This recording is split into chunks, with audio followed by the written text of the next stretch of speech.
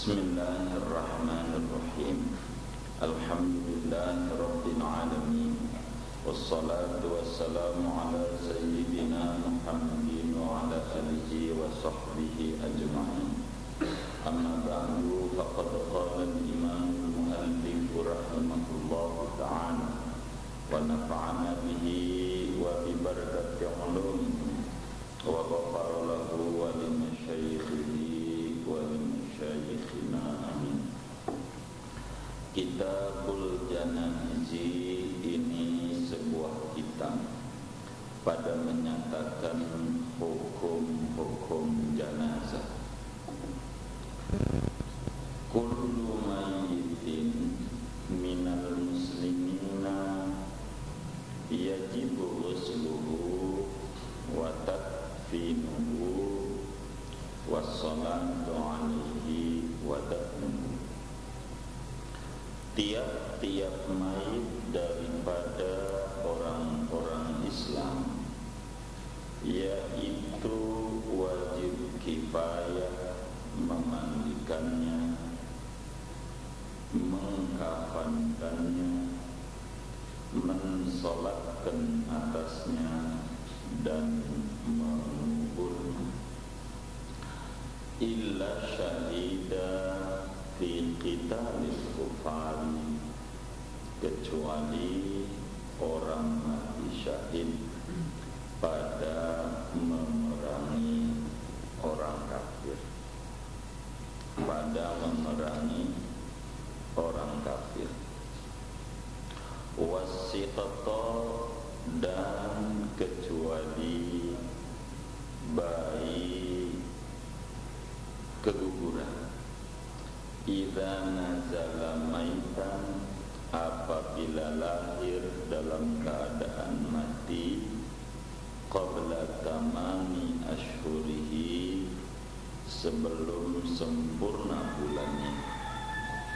Fa innahuma la yuwassalani wa la yusalla alaihim, maka sesungguhnya keduanya tidak dimandikan dan tidak disolatkan atas keduanya.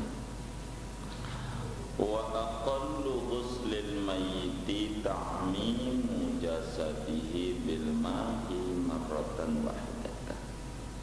Minimal memandikan mayit itu meratai badan mayit dengan air, maratan wahidatan, satu kali.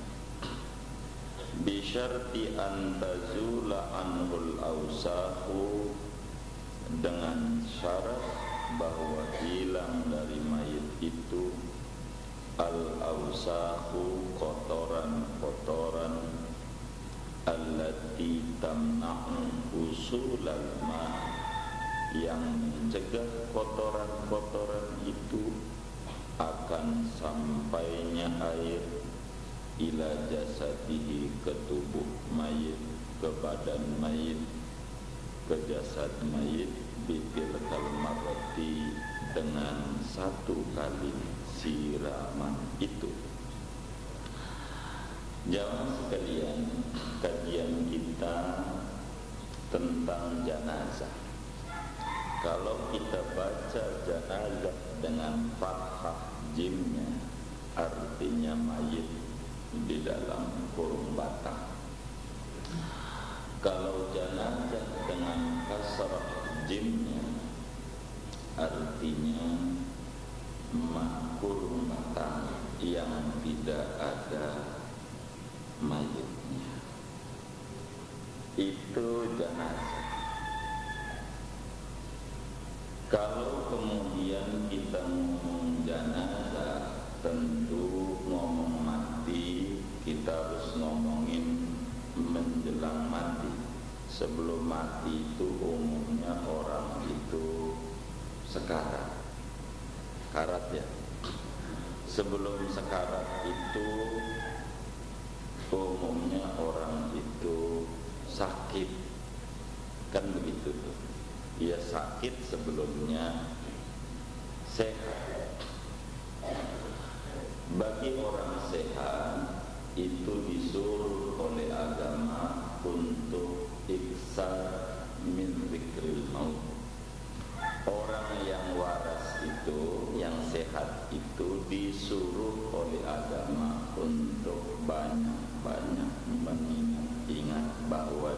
bakal mati, sebagai bukti bahwa dia lagi menjalani tarekat pengen jadi orang bertakwa. Orang yang bertakwa ciri-cirinya yu'minuna bil ghaib, dia beriman dengan yang gaib. Gaib itu ada tapi belum dilihat, ada tapi tidak kelihatan. Itu gaib. Kayak mana? Allah gaib, malaikat yang belum kelihatan aja dah. Kubur kita belum melihat tuh, azab kubur, siksa kubur. Dia itu harus kemudian dia iman sebagai ciri bahwa dia orang yang bertakwa. Karena itu untuk meraih dia itu menuju ke thariqah lil muttaqin, maka dia harus banyak zikrul maut. Ingat bahwa dia bakal mati. Kalau udah mati runyah urusannya, bukan tidak. Mati itu makin kesono makin sulit. Kalau kita di dunia masih susah-susahnya kita masih ada yang bantuin. Kalau di dunia, tapi kalau udah dikubur udah masing-masing. Biar itu laki sama bini udah amalnya beda-beda, enggak akan bareng-bareng. Biar di dunia mungkin duitnya bareng, tapi kalau udah meninggal mah biar di dunia itu sekamar berdua, tapi kalau udah meninggal sudah tidak boleh serumah berdua, harus masing-masing. Itu menunjukkan sudah nafsi-nafsi, tergantung dia punya amal. Karena itu agama tekani nama kita untuk zikrul maut. Ingat bahwa kita bakal mati. Kata Nabi dalam sebuah hadis yang sahih, kata Nabi, aksiru min dzikri hadhimil ladah. Kaum muslimin, hendaklah kalian memperbanyak menyebut tentang yang memutuskan kenikmatan, memutuskan jabatan, memutuskan harta benda, memutuskan jalan-jalan, memutuskan kalau kita hobi mancing jadi gagah mancing, kalau hobi kita jalan-jalan sudah traveling kita tidak ada. Apa itu? Wa mahadimul ladat ya Rasulullah. Baginda Rasul, apa sih yang mutusin kesenangan itu? Kata Nabi, al-maut, mati. Karena itu kita disuruh banyak-banyak. Sebab kalau mati itu kata Nabi, fa innahu ma dzukira fi qalil illa kathar. Kalau orang ingat bahwa dia bakal mati, kalau dia diingat-ingat bahwa dia bakal mati, kalau dia punya sedikit amal, akan mendorong untuk banyak amal. Kalau kita ingat bahwa kita bakal mati, yang amal kita sedikit, itu pasti kita pengen naikin, khawatir daripada berleha-leha di dunia.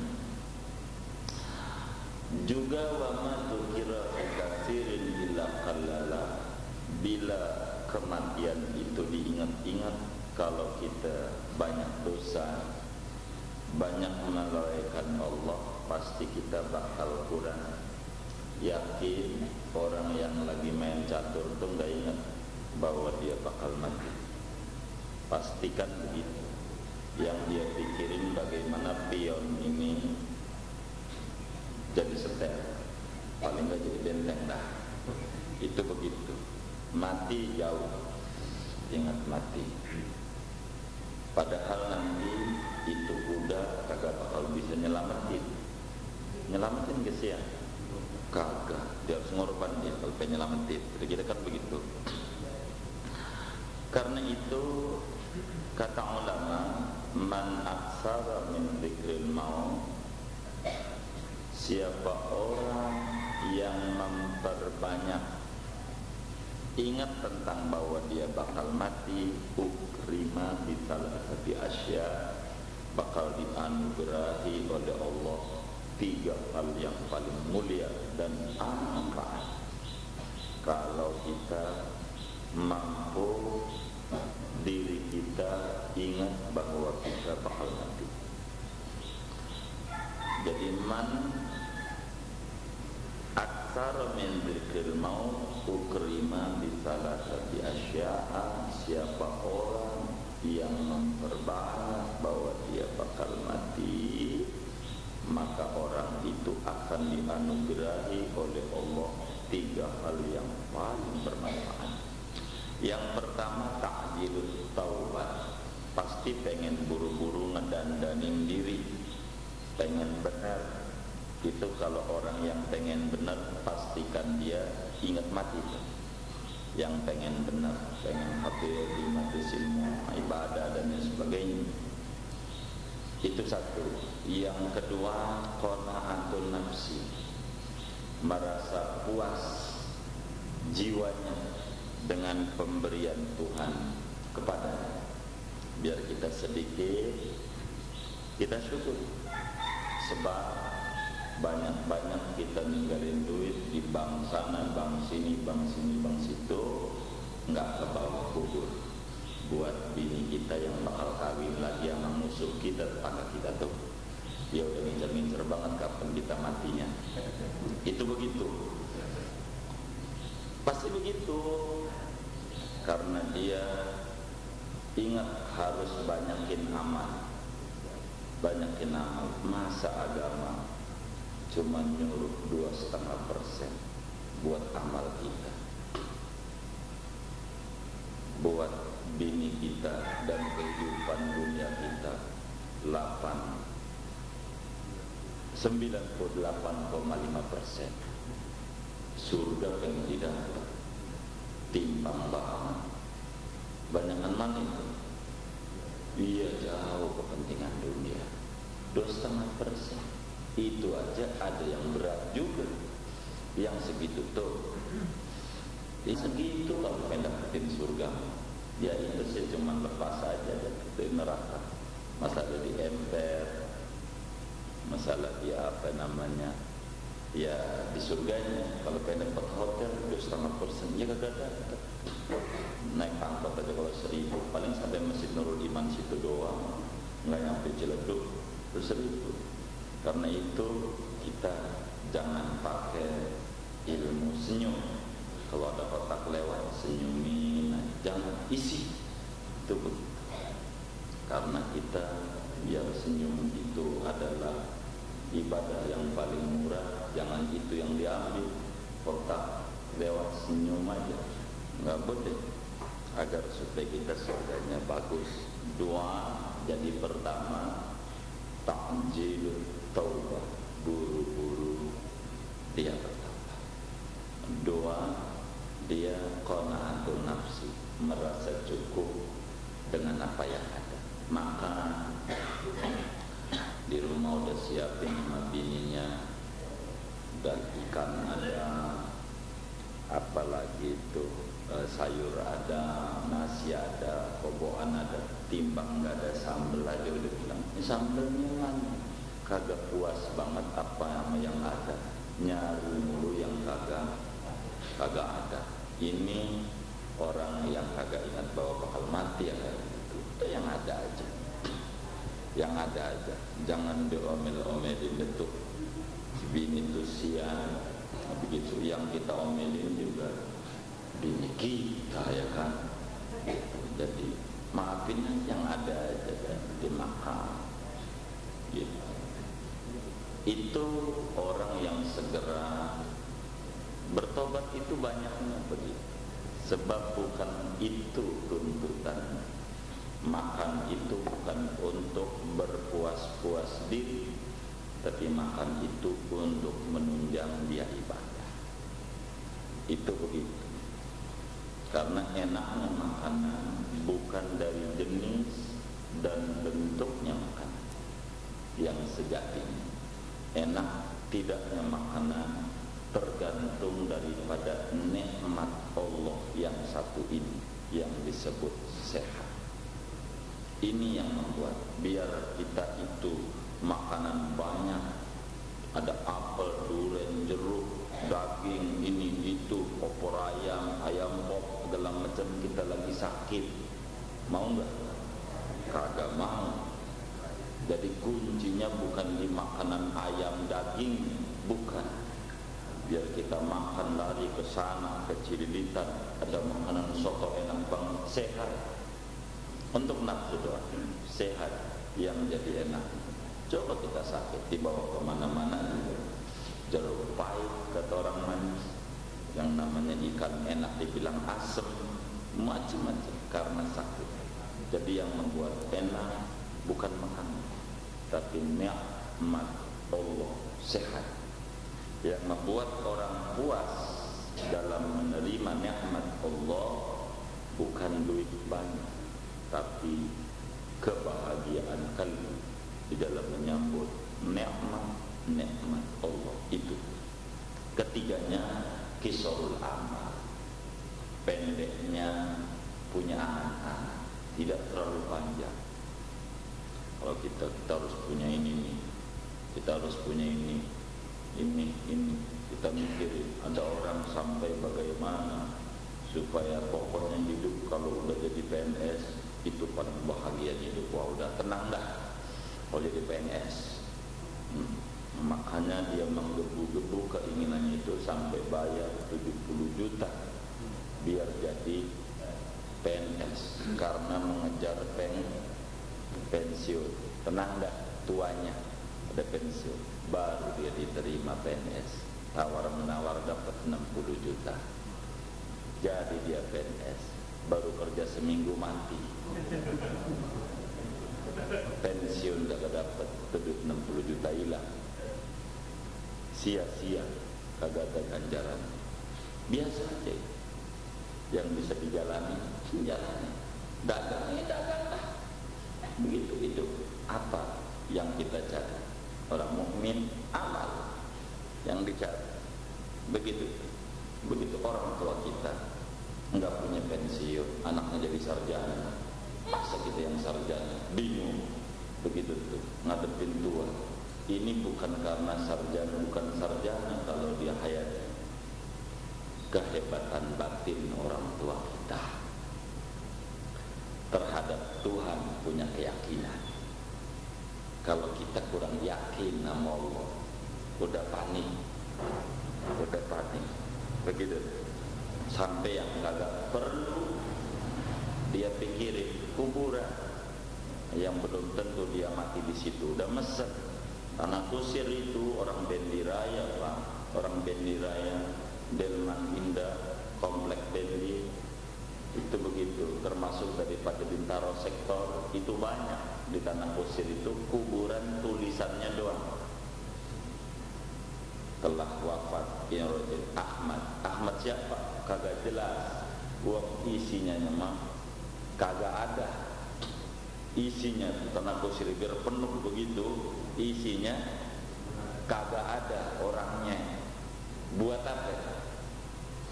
Buat nanti kita meninggal yang kagak perlu begitu. Tar dibahas di lembab kita jenazah kuburan itu apa, kita mesti mesen dulu apa kagak. Begitu tuh hukumnya. Yang kagak kita harus mesen. Itu urusan orang hidup. Mau ditaruh di atas pohon deh. Itu tugas orang hidup. Tadi udah dibilang kewajiban muslim yang hidup sama muslim yang mati 4, tapi belum kita jabarin. Kita menuju mati dulu nih, diurut.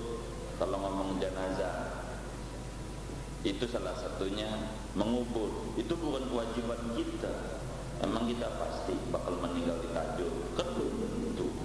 Begitu tuh meninggal, bisa aja lagi haji meninggal mau dibawa ke tajur.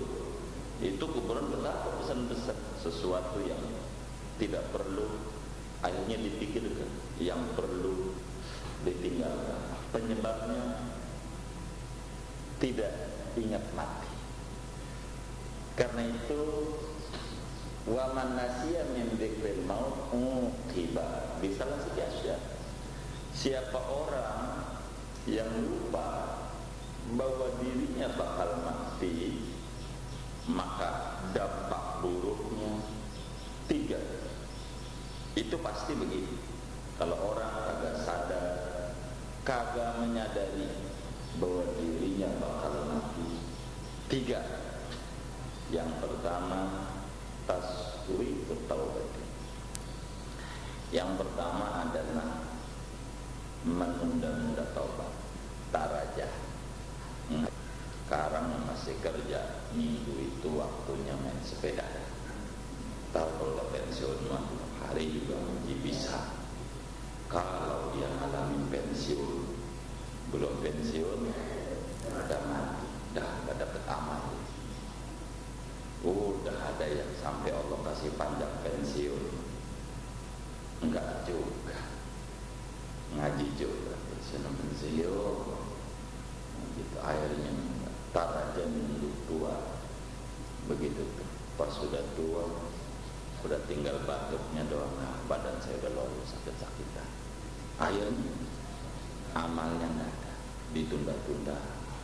Tobatnya ntar, udah tua tobat. Dia gak sadar, usen itu menunjukkan masih baik, udah mati.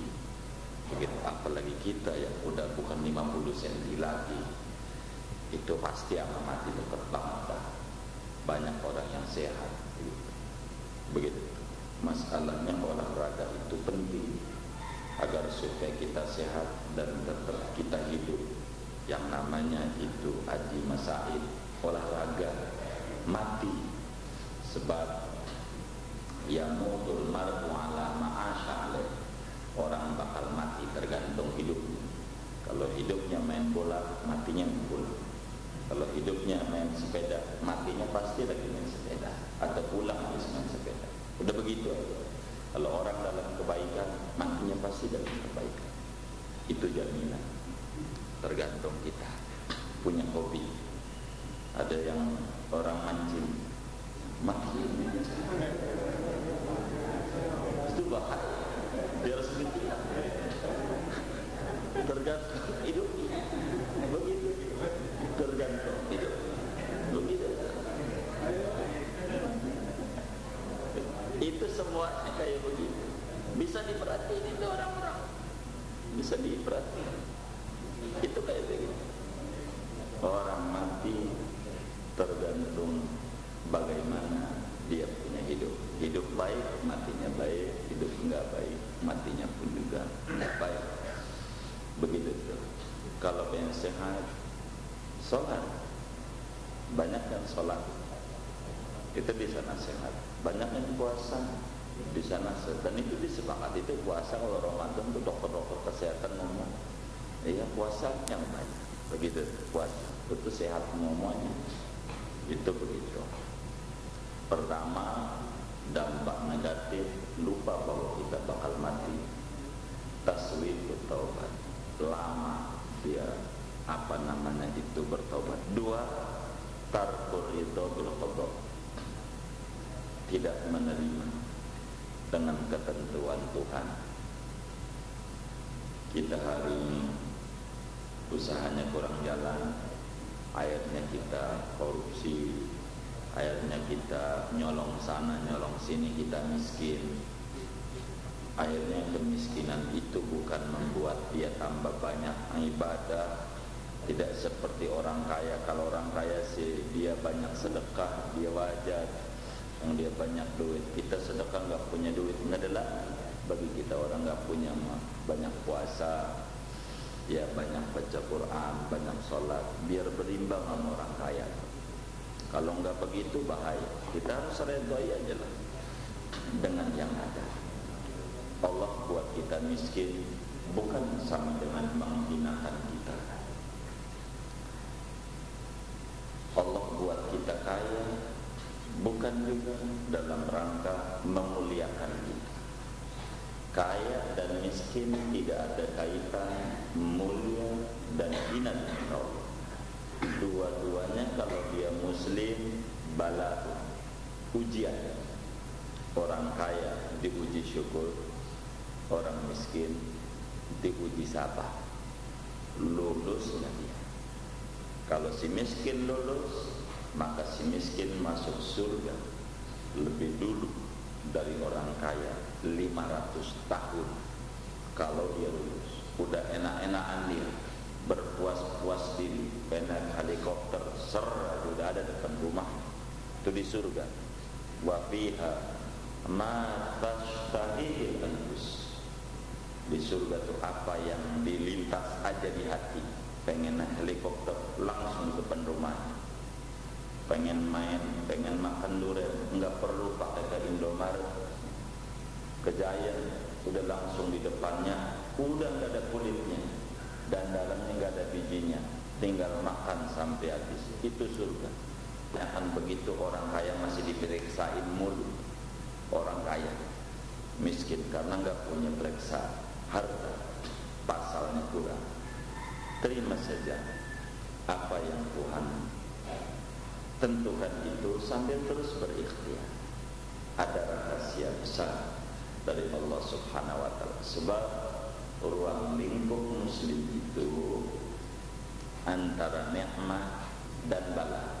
Kalau orang Islam tidak ada yang namanya itu penghinaan dari Allah. Wa kullu fi'lillahi jamilun. Seluruh perbuatan Allah itu indah, bagus, enak, mengenakan. Apapun itu, kalau orang Islam, tinggal kita, sejatilah kita jadi muslim. Seluruh perbuatan Allah itu adalah indah. Tidak ada yang tidak indah. Kalau kita dikasih yang menyenangkan, usaha kita jalan, istri kita nurut, anak kita baik-baik, proyek kita jalan segala macam, kita janjinya muslim benar. Nikmat dari Allah. Kalau kita itu muslim benar, dikasih kebahagiaan, beli mobil, beli rumah, beli motor, beli tanah, beli ini, usahanya maju. Apa yang menyenangkan? Kasih sehat, usahanya maju. Dia muslim benar, namanya nikmat dalam bahasa agama. Tapi kalau dia muslim benar, usahanya menurun, ada kalanya bininya rewel dan lain sebagainya yang tidak mengenakan, namanya bala. Bukan adab, bukan siksaan, bukan penghinaan, tapi namanya ujian. Ujian. Namanya ujian itu bagus. Kalau ada seorang guru punya murid 40, kata si guru bilang, wahai murid-muridku, yang layak dari kalian ini yang untuk mengikuti ujian cuman 5 orang. Yang 35 si A, B, C, D, E. Ini aja. Yang 35 tidak layak untuk mengikuti ujian.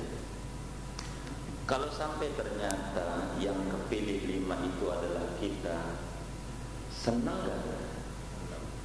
Senang gak? Kenapa? Kenapa? Karena dipilih untuk mengikuti ujian. Jadi kalau kita kemudian usaha kita ada kalanya hari ini rugi, senang apa stres?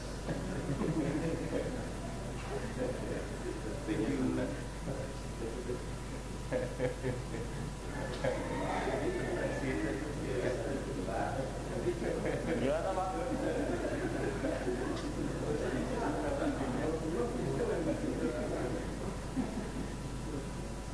Itu orang muslim tuh Pak, hidupnya di antara dua, nikmat sama ujian.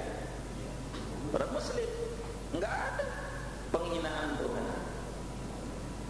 Orang muslim yang benar, nikmat, ujian, dua-duanya bagus. Orang diuji itu bagus. Kan tadi bilang bangga mengikuti ujian, begitu. Itu begitu. Kita diuji. Ada kalanya kita punya suami jahat banget sama kita, kurang peduli sama kita. Atau ada kalanya orang punya anak kena narkoba dan lain sebagainya, jadi ujian Tuhan. Padahal dia orang benar, jihadnya dia di sini. Mampu gak dia sebagai muslim, umatnya Nabi, bisa menyadarkan orang lain yang muslim yang kena narkoba, yang nyata sebagai keluarga anak. Di sana tidak boleh putus asa, orang masuk dalam kelompok ujian.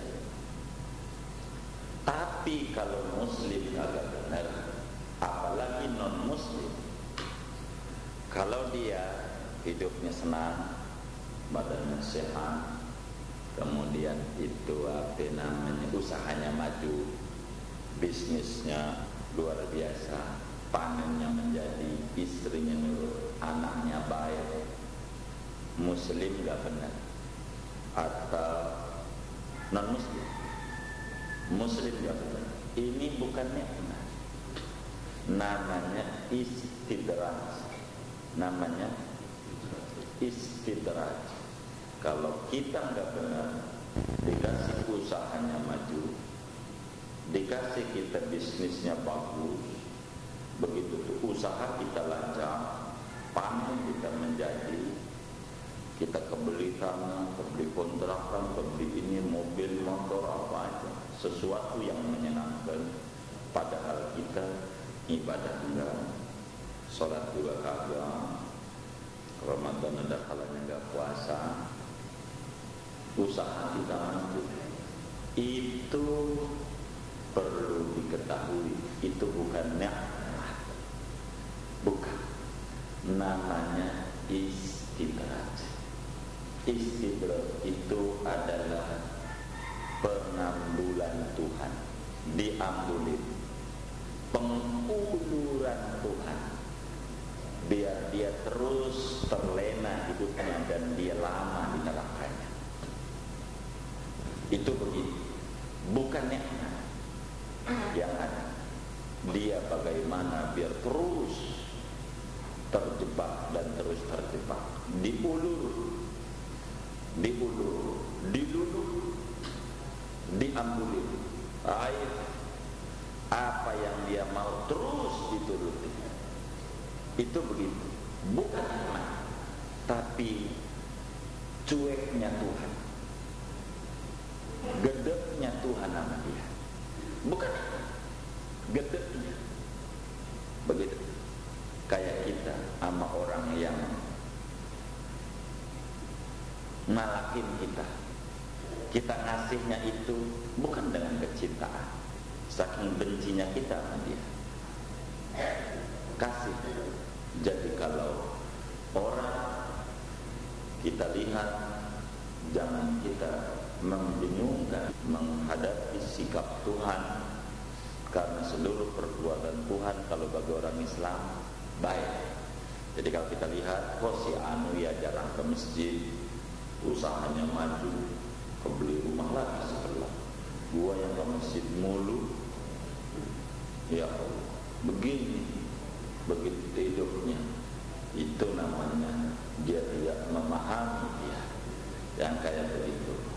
Kok kenapa dia Kristen, usahanya tambah bagus, saya orang Islam yang nyembah Allah, kok usahanya kayak begini? Dia tidak paham antara anak nakal dan anak nurut. Kalau kita punya anak nakal dan nurut, artinya nakal kalau dia minta enggak dikasih, piring pecah, lemari hancur, gelas dibanting, kadang orang tua lehernya begitu, namanya juga nakal.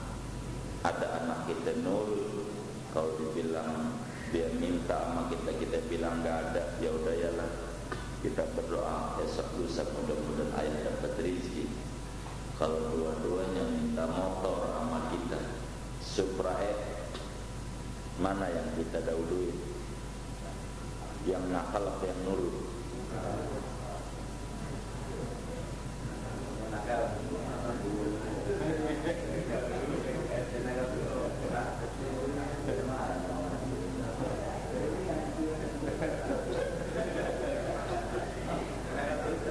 Yang mana dulu? Bu, yang nakal. Yang nakal dulu. Apa iya ya sama anak yang masih bujangan, dia belum punya anak, dia bingung memahaminya. Saya kasih contoh. Mungkin dia bujangan, dia punya kehidupan bergelut di dunia proyek. Kalau kita mau bangun proyek perumahan, Wisma Tajur Asri, yang pertama kali dicari kiai dulu apa preman dulu?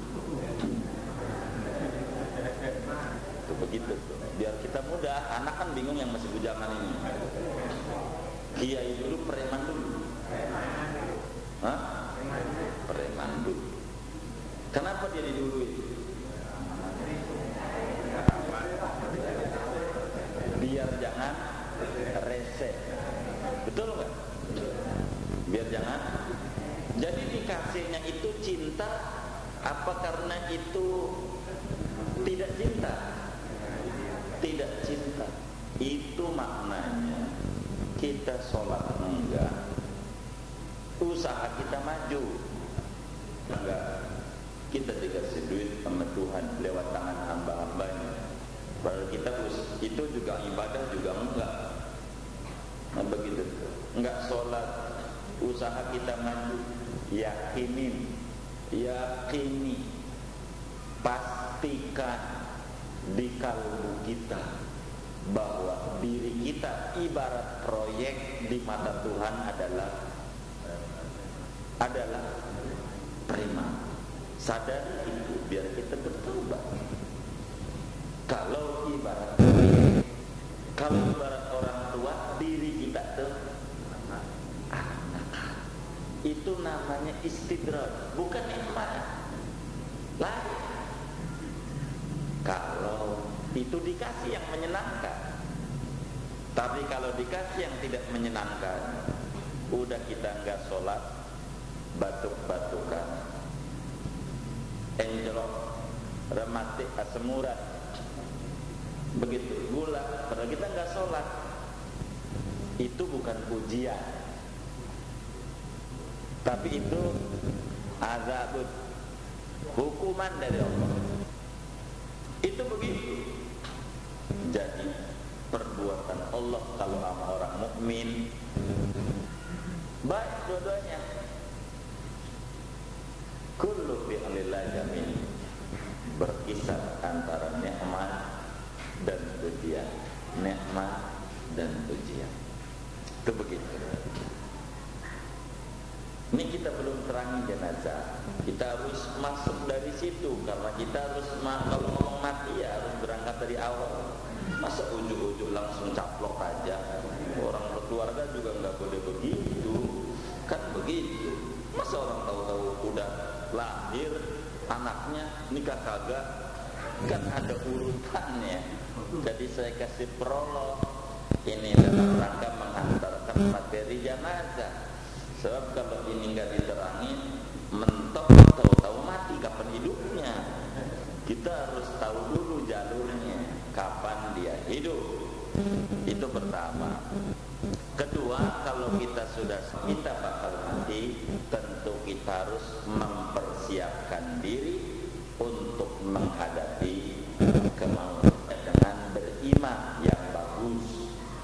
Saya tidak jabarkan, itu bukan paparannya lah, biar nggak terlalu panjang.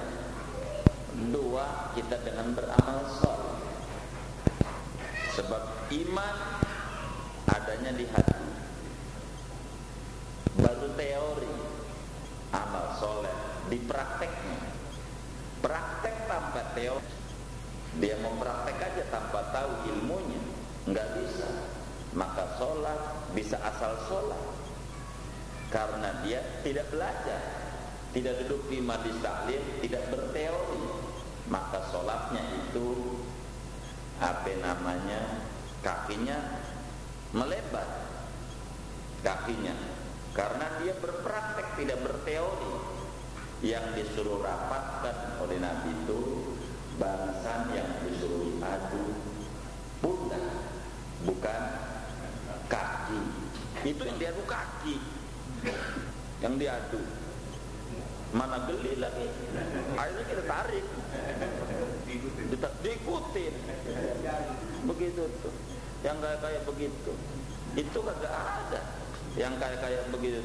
Tuntunannya lagi juga nyusahin yang kayak begitu tuh. Mau benerin karena kalau imam itu batal, penyebabnya apa? Buang angin dia, ataukah apa saja yang membuat dia sholat batal, maka ada namanya dalam hukum Islam tuh istikhlaf. Istikhlaf itu menggantikan imam yang batal. Imam suruh keluar, kita maju yang di belakang imam. Itu nyusahin. Saya contoh ini nyusahinnya. Itu kagak bisa Pak kalau begitu Pak. Kalau begitu tuh enak majunya, ngawur aja begitu. Lo majunya bagaimana?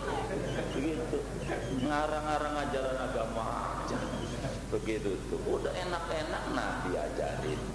Udah diatur. Udah begitu mengklaim lagi.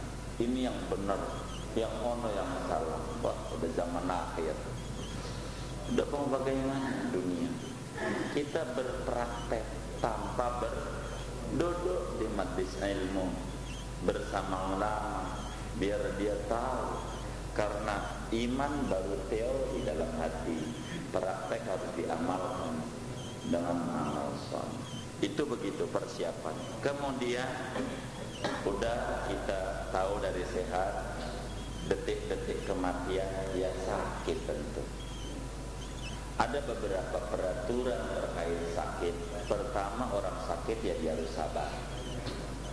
Harus sabar sambil terus berikhtiar. Kita marah-marah ya sakit juga, malah tambah sakit. Obat apaan ini? 1 juta kagak sembuh lagi. Begitu. Ya tambah kagak sembuh. Yakinlah sama Allah. Begitu. Mungkin rahasia Allah kita di waktu sehat kurang mau bersyukur kepada-Nya. Nah, kita lah sekarang diuji dengan sakit biar kita ingat sama Allah. Karena itu kalau kemudian kita itu sakit, ya disuruh oleh agama, apalagi sakit-sakit yang kemudian dirasa sama kita harapan hidup tipis, baca dia itu apa namanya kulhu, baca kulhu orang sakit, biar kalau kulhu 100 lah palingnya, baca kulhu aja yang banyak orang sakit mah, biar nanti andai dia tutup umur sakit ini adalah sakit sudah semester 8. Sakitnya nih, kalau sudah semester 8 sakitnya ini bentar lagi berakibat dia dikubur kagak bakal disiksa. Kalau orang sakit baca kulhu paling nggak 100 kali. Kalau meninggal siapa orang baca kulhu 100 kali dalam kondisi sakit, kemudian dia meninggal habis itu, maka dikuburnya bebas dari fitnah kubur. Alhamdulillah. Kan begitu, kan lumayan. Ini yang paling penting buat kita. Baca yang Nabi anjurkan, la ilaha illa anta subhanaka inni kuntu minadz dzalimin. La ilaha illa anta, tiada Tuhan yang mampu menggugurkan dosa kecuali hanya Engkau. Maha suci Engkau dari segala sifat kekurangan. Apa itu? Ini kuntu minadz dzalimin. Jujur, aku itu termasuk orang-orang yang suka menzalimi diri sendiri. Kurang mau dekat sama Allah, kurang mau beribadah sama Engkau. Jujur, saya banyak kesalahan. Jujur, saya banyak kesalahan. Jujur, saya banyak kesalahan. Itu adalah bacaan-bacaan 40 kali.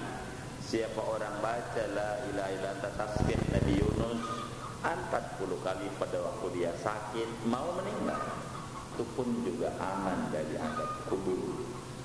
Jadi betapa harus diambil ini semuanya kalau kita sakit, daripada kita teriak sana teriak sini, yang nolongin juga nggak ada. Begitu dah kita baca dah tuh kumpul, baca la ilaha illa anta, bolak-balik. Ini banyak faedah. Kalau sehat, ya Allah ampuni dia punya dosa berguguran.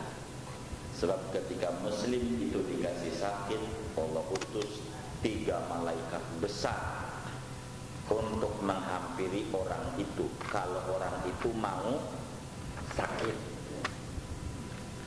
Pertama, malaikat tugas dari Allah, suruh ngapain? Kata Allah, ambil dia rasa nikmat lezat makanan, diambil. Makanya kalau kita sakit tuh apa aja pahit, karena diambil oleh malaikat. Begitu. Yang ketiganya disuruh ambil tenaganya. Makanya kalau sakit lemes, ketika Allah mau nyehatin hamba ini, maka Allah suruh kepada malaikat tuh yang tadi ngambilin tenaga, balikin tenaganya tuh. Makanya pulih pelan-pelan, punya tenaga. Yang kedua lagi suruh balikin tuh yang namanya itu rasa makanan, mulai enak, selera makan nambah.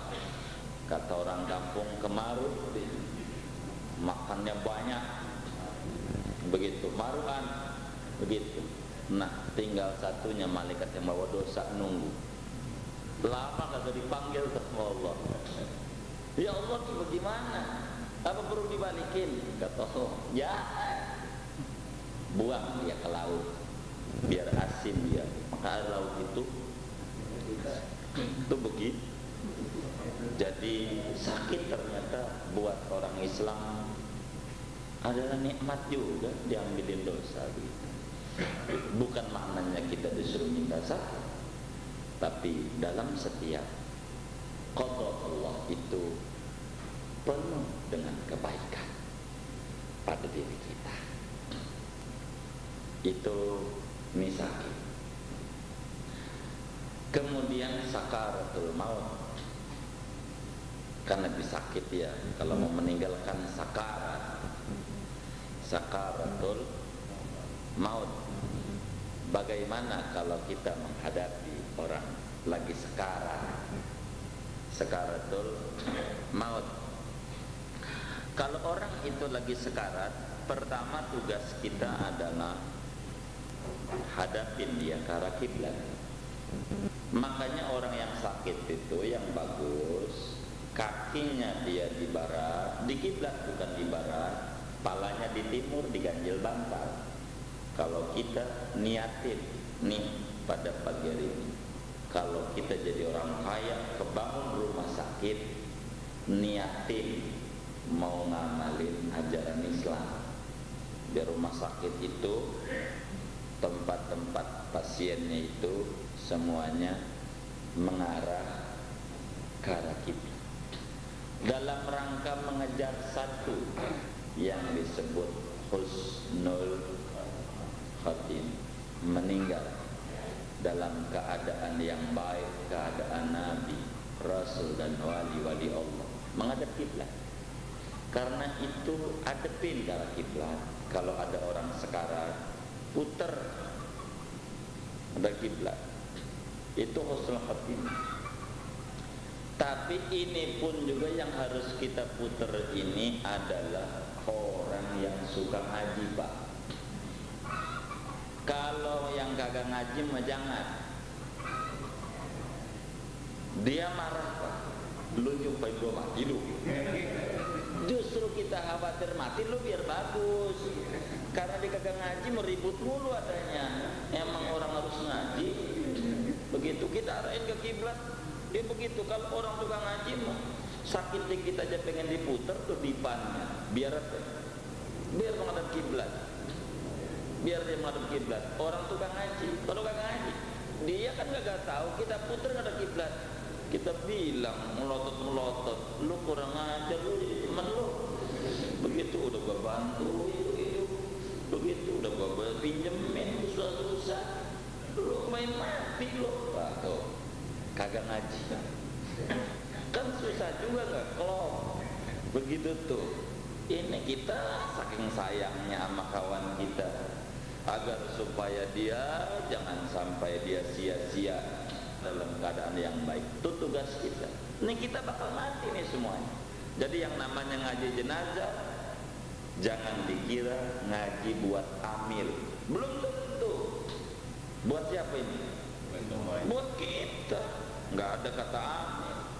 Begitu tuh. Dalam ngaji hukum itu buat orang Islam harus tahu. Begitu. Begitu tuh. Bagaimana kalau amilnya meninggal? Siapa yang muter? Kalau amil doang. Begitu. Lah kita harus tahu apa dikit-dikit amil. Kalau amilnya banyak, kalau satu lagi ngurusin di sono, ini kita harus tahu. Pertama, adepin dia ke arah kiblat. Putar dipannya dari mulai sakar. Itu aturan. Apa yang Nabi atur? Kiblatuna hayaan wa amwatan. Hadapin ke arah kiblat, hidup ataupun mati. Dalam sakarat hadapin ke arah kiblat. Kita enggak sebutin hadis aja banyak kalau pakai hadis, jadi muter di hadis aja. Udah kita hukum-hukumnya aja dah. Biar singkat. Kedua, talqinkan. Talqinin. Kalau orang sekarang talqinin tuh ajarin baca la ilaha illallah di kuping. Kagak usah pakai Muhammadur, kagak usah. Kagak usah. La ilaha illallah. Kagak usah pakai Muhammadur Rasulullah, kecuali buat saudara kita si Acong, Ahok, sama si Tongseng Kristen. Itu mah iya tuh, talkinkannya pakai Muhammadur biar dia jadi muslim. Kalau ini mah udah enggak perlu pakai Muhammadur Rasulullah, hanya untuk mengejar fadilah. Mangkana akhiru kalami la ilaha illallah dakhalal jannah.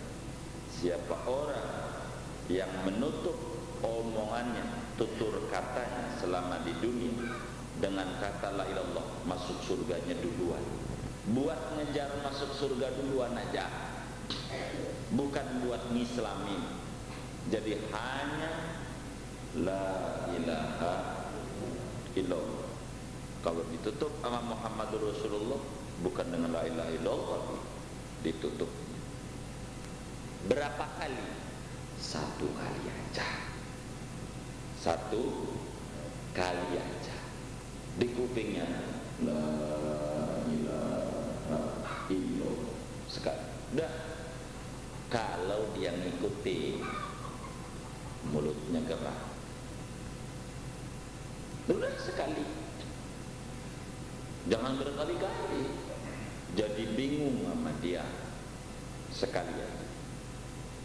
Kalau dia belum ikut, belum ngomong, baru dua dan seterusnya. Kalau dia udah ngomong, la ilah, kelihatan dari mimik lidah, oh dia baca betul. Ya udah, kalau dia baca, diam, udah diam, nggak ngapa-ngapain. Kalau dia ngomong lagi, haus, itu namanya ngomong lain, kasih minum dia. Kemudian itu talqinkan lagi dengan la ilaha illallah. Dia ngomong lagi, umpamanya udah ngikutin mulutnya dengan la ilaha illallah, kemudian dia nanya lagi, udin masih di warung, kata. Nah ini namanya ngomong lain, talqinin lah, talqinin yang kayak begitu. Biar jangan sampai terakhir biar bagus. Jadi la ilaha illallah ini sekali kalau ngikut, kalau nggak ngikutin berapa kali? Sampai ngikutin. Kalau udah ngikutin, dia nggak boleh kita ngomong apa-apa. Dia lagi berkecamuk. Inna lil mauti sakarat. Sesungguhnya dalam menghadapi kematian itu ada kemabukan, mabuk. Orang mabuk kagak sadar. Jangan kemudian kita berisik. Dia lagi bingung sama dirinya sendiri. Orang meninggal, setan datang dari kepala nyerupain engkongnya, engkong pengki, engkong lumbung, pacul, betok, apa aja ada namanya yang bagus tuh, yang soleh. Kata singkongnya, setan pada ningkong begitu. Kata singkongnya, ini engkong udah enak di surga lantaran engkong beragama Yahudi, makanya lo toh Yahudi aja ikut engkau. Itu setan. Yang orang sekelilingnya lagi pada nangis tuh, anak-anaknya pada nangis, berbuat yasin ke, dia nangis. Itu kagak tahu tuh orang tuanya lagi perang dia sama setan. Setan ngerayu sampai titik darah penghabisan, goyang dari Islam, kagak lolos dari palak, muter lagi dari kaki. Itu begitu kata Nabi. Ganti neneknya, nyainya, ngomong lagi begitu. Tar muter lagi teman akrabnya, nawarin air. Lu aus banget, orang sekarat, aus, mau minum, mau, lu harus ikut gua agamanya. Kayak begitu. Orang sekelilingnya pada nangis, dia lagi perang, semua orang meninggal. Kayak begitu tuh parahnya yang namanya sakarat. Sakit mau mati itu kayak dibacok dalam satu riwayat hadis 300 kali bacokan. Sakit nih, lebih digambar semending kayak begitu sakarat. Jadi kita ngadep orang sakarat jangan sembarang, harus serius. Begitu, harus serius. Ini yang paling penting buat kita, paling penting. Jadi kita harus betul-betul talqinin la ilaha illallah, talqin, harus ditalqin. Ini nggak boleh, agar supaya Makanya kata Nabi, lakinu mautakum la ilaha illallah. Talqinkan orang yang sedang sakaratul maut, mau mati, dengan ucapan la ilaha illallah, biar dia ingat kalbu. Lah kalau kemudian kita zaman hidupnya nggak suka zikir, sulit ditalkinin juga kan? Sulit ditalkinin. Wong ini terkait kedoyan, terkait apa? Kedoyan. Kalau kita nggak doyan durian, dipaksa makan durian, apa? Mabuk kita. Begitu. Lah kita nggak doyan la ilaha illallah, dikasih la ilaha illallah, biar 100.000 kali di kupingnya nggak masuk. Wong nggak suka. Kata Syekh Amr Khalid, di saat aku jalan-jalan dari Mesir menuju Yordania, dari Mesir menuju Yordania, di pesawat kulihat ada orang sakaratul maut di pesawat. Waduh, ini sakarat, lagi duduk pesawat sakar. Dia langsung kejar orang itu, hampirin di kuping, karena dia punya koper jatuh dari tangan yang sakarat. Kopernya itu jatuh, tasnya itu ke bawah itu. Dia di sampingnya, yang samping dia diam aja dengan koper jatuh. Dianggapnya dia orang mau tidur. Nisha Amr Khalid tahu orang ini lagi sakaratul maut. Dia minta ganti tempatnya. Setelah ganti tempatnya itu, kemudian dia bertanya, bilang di kupingnya, la ilaha. Apa yang dia tuturkan dalam lidah? Tas saya mana? Tas sana mana? Aina hafidhati. Dalam bahasa Arab dari Mesir, di mana tas saya? Di mana koper saya? Lagi-lagi la ilaha illallah, dia jawab, di mana koper saya? Terus dia bisikin, la ilaha illallah, jawab lagi, di mana koper saya? Sampai akhirnya terakhir, la ilaha illallah, di mana koper saya? Mati. Itu yang dikatakan yamutul mar'u ala ma'asya. Orang mati tergantung dia hidup. Itu kayak itu. Karena itu kita harus lazim habis sholat maghrib, subuh, la ilaha illallah syarikalah lahul mulku, segala macam itu, agar supaya kita terbiasa. Paling enggak kita ikut tahlilan lah, begitu. Biar di rumah kita kagak ngadain, agak mau kita di rumah kita, tapi wis hadir aja, jangan benjam yang tahlilan. Biar kita kagak buat, wis datang aja di tahlilan. Satu, niatnya apa? Wis kalau kita nggak demen tahlilan mendapat berkat aja, dan niatnya dah. Kalau kita kagak demen apa?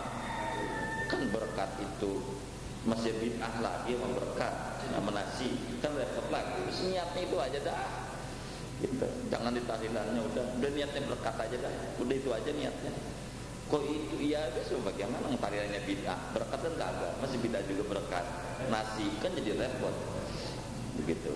Kalau nasi bid'ah juga, mau makan apa kita? Korma, ya Allah. Tanah Abang, ya Allah, ya kan, boros juga duit.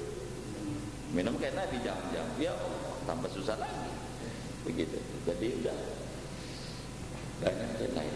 Dua tetap. Kalau orang lagi sakaratul, kemudian sama orang kita sekelilingnya bacain Yasin. Yasin, kata Nabi, yang qa'u ala mautakum Yasin. Bacakan sama orang yang lagi sakaratul maut surah Yasin. Hatta bukan sakarat, sakit aja bacain Yasin. Itu sunnah.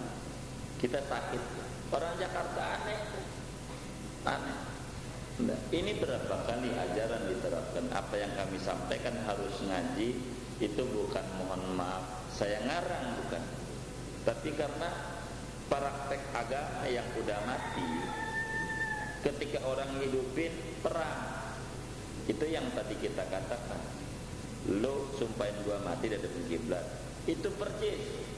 ketika ada anak bapaknya sakit baca Yasin, itu bapaknya ngomel-ngomel lu pengen dapat warisan, padahal anak nih ngamalin ajaran agama.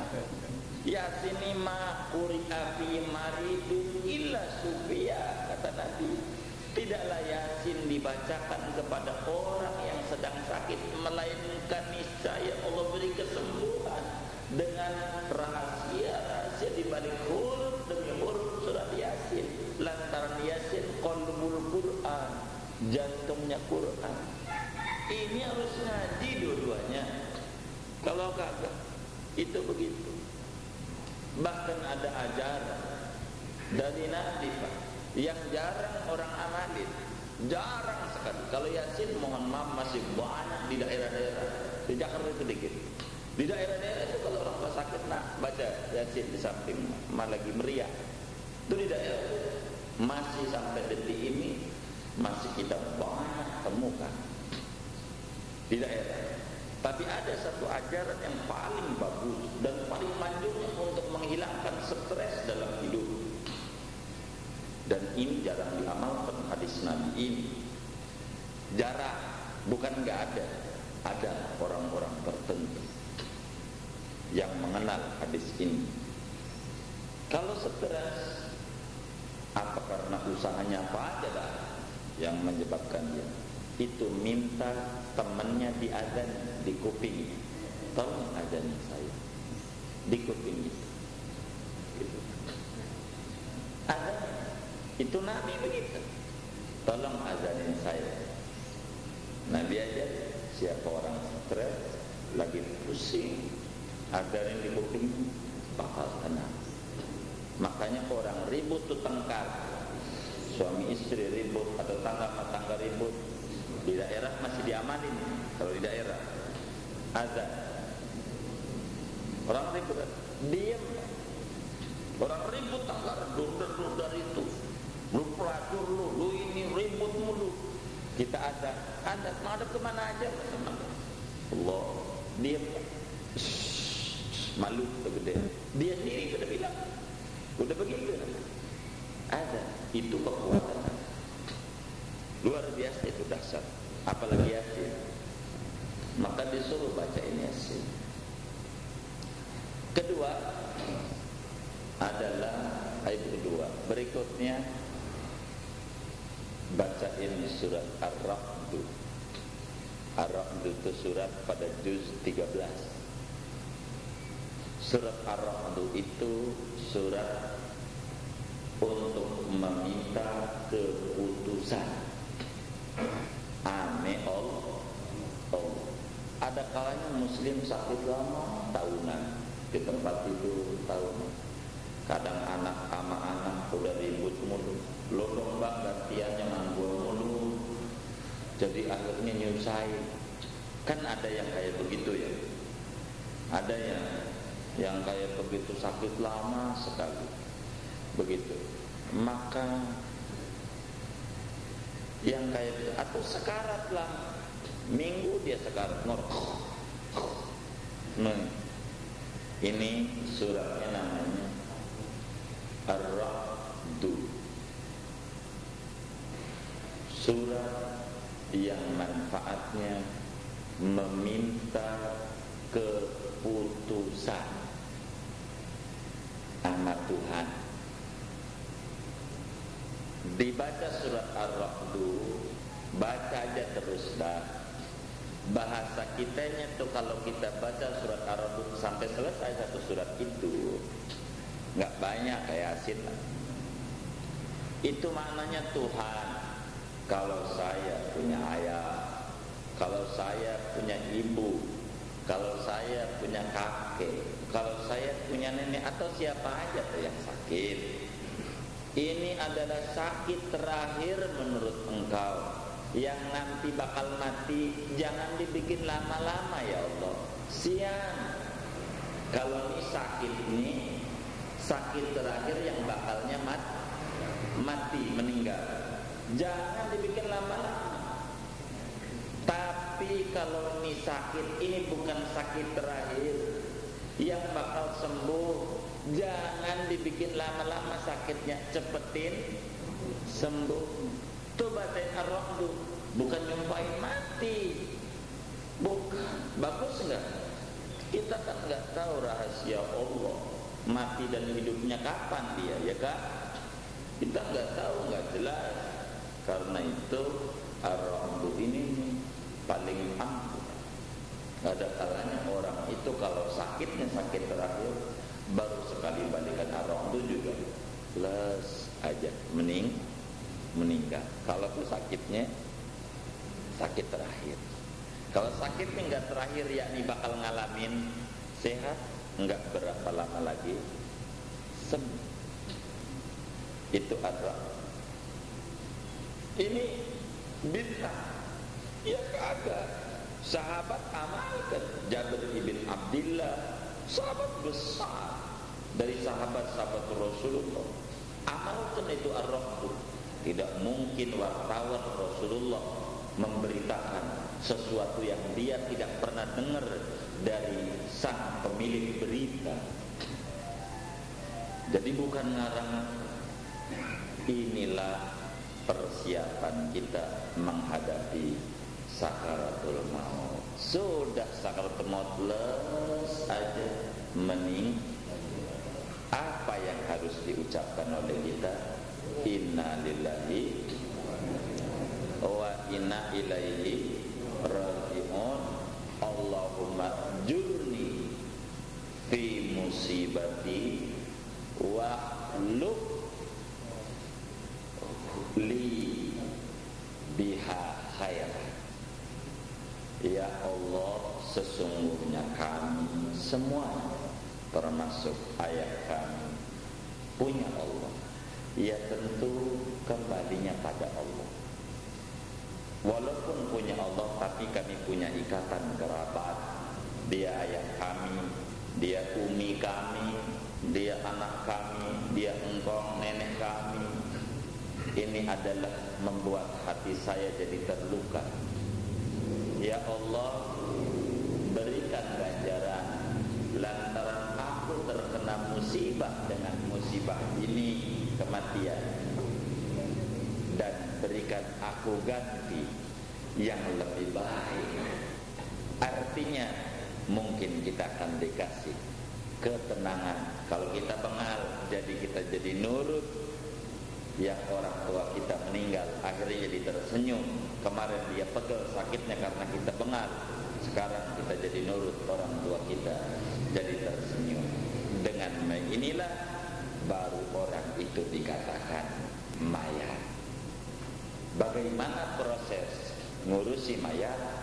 Nanti aja di depan ya. Sekarang juga udah ya. Wallahu a'lam bishawab. Ada yang ditanya mungkin dari materi ini atau di luarnya? Sebelum doa silakan. Wallahu.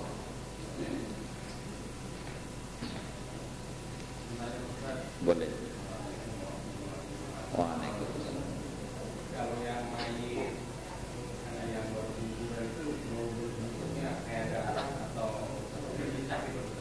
Ini banyak kan kuburannya bisa di depan rumah atau di kuburan umum. Baik, sebetulnya yang ditanya itu bakal kita alami. Namanya keguguran. Sikit itu bayi yang meninggal belum 6 bulan. Belum 6 bulan. Saya tidak panjangkan karena mungkin udah gelisah dari jam 8 udah bubar. Tengah 8, tapi nggak baru menuju ke telat. Sikit ini ada 3 Pak. Apakah dia lahirnya ceret, mati? Apakah dia nafas, mati? Apakah dia bergerak-gerak, mati? 1, caranya lain. 2, apakah dia berbentuk-bentuk manusia? Udah ada tangan, udah ada kepala, ataupun udah ada kaki, udah ada ciri cikal bakal manusia. Ini peraturannya lain. Ketiga, apakah baru segumpal daging doang? Ini peraturannya lain. Saya potong aja di pertanyaan, saya tidak ulas dua. Besok saja pasti akan kita ulas juga pertanyaan itu masalahnya. Tapi kita jawab yang segumpal aja. Ini sebetulnya dibuang aja nggak apa-apa. Kalau yang baru segumpal dan belum ada tanda-tanda cikal bakal manusia, tapi sunnah dibungkus, dikubur di mana aja depan rumahnya, mau ditutup, tapi tidak boleh disolatkan dan tidak dimandikan. Panjangnya nanti besok aja pertemuan mendatang. Wallahu a'lam. Sudah baik, kita baca Fatihah.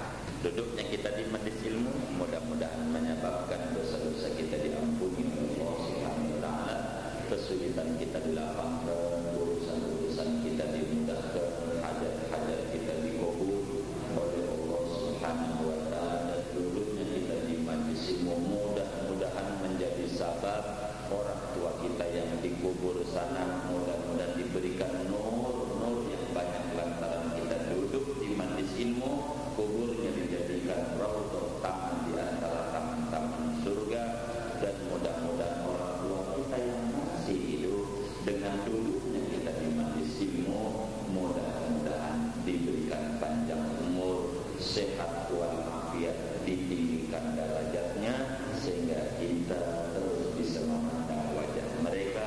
Duduknya kita di majelis ilmu mudah-mudahan menjadi sabab anak-anak kita dijadikan anak-anak yang saleh dan salehah, tinggi derajatnya di mata Allah Subhanahu wa taala, bakti kepada Allah dan Rasulnya, taat dan hormat kepada kita.